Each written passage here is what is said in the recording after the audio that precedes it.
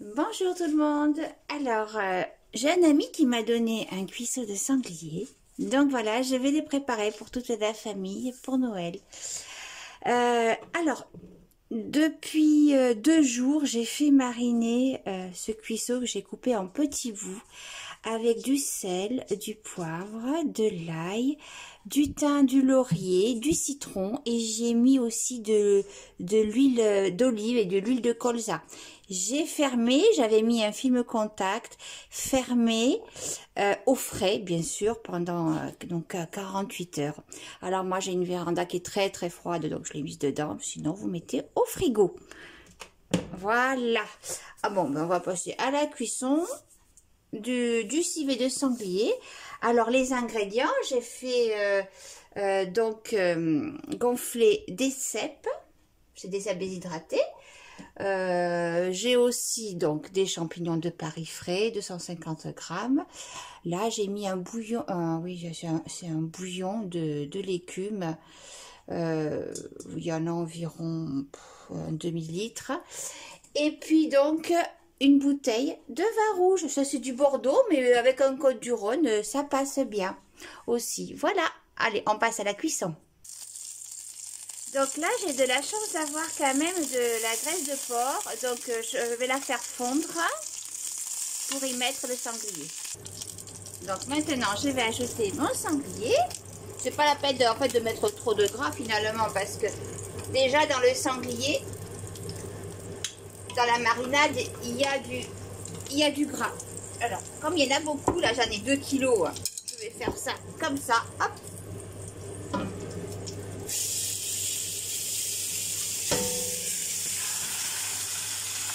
Et voilà.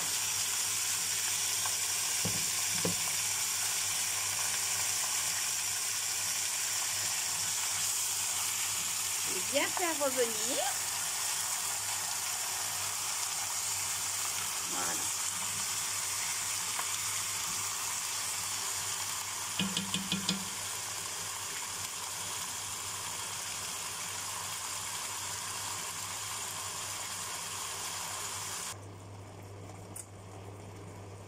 Donc là maintenant, quand tout est bien revenu, je vais y ajouter les petits cèpes que j'ai hydratés.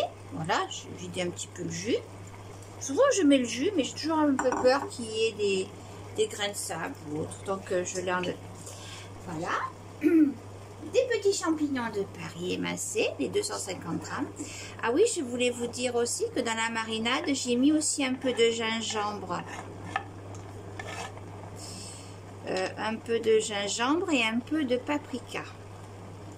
Voilà, et donc maintenant, je vais y mettre un peu de bouillon. Je vais voir après pour faire le niveau. Voilà, et surtout le vin rouge. Voilà, je vais y mettre la bouteille entière. De toute façon, l'alcool, avec la cuisson, il n'y en a plus, hein. Voilà.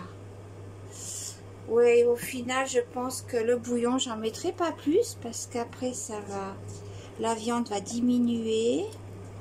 Oh, bien que la sauce, hein, je peux la garder pour autre chose parce que moi, je fais toujours un peu de, on peut pas dire de la récup, mais voilà, je prends des sauces d'une chose pour en faire un autre plat, etc. Donc, je vais y ajouter quand même, voilà, ce bouillon. Et en fait, c'est tout, mais c'est terminé.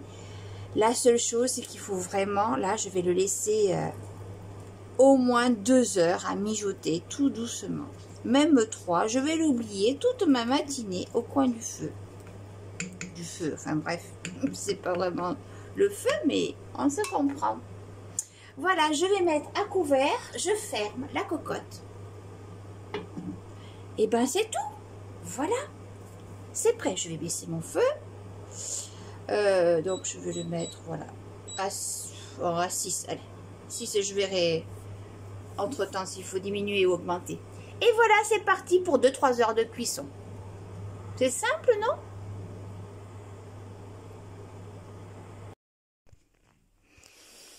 Et voilà, 2 heures après, ben vous voyez, mon sanglier s'est déplacé. Il est allé dans la véranda sur ma cuisinière à gaz parce que j'aime bien ce mode de cuisson pour laisser mijoter longtemps. Voilà la belle réduction. C'est super bon, ça sent très très bon. Voilà, il n'y a plus qu'à goûter cette viande pour voir si elle est bien moelleuse. Et je pense qu'on est au top. Et voilà la viande, se découpe toute seule, elle est super fondante. C'est parfait. J'ai plus qu'à rectifier un petit peu l'assaisonnement peut-être et encore tout va bien puisque dans la marinade il y avait le sel, le poivre, tout ce qui allait. Voilà, bon appétit puis passez des bonnes fêtes à tout le monde. La prochaine vidéo sera dédiée à Aurélie parce qu'elle m'a demandé une vidéo pour l'épluchage d'une orange. Apparemment, c'est pas si évident pour tout le monde.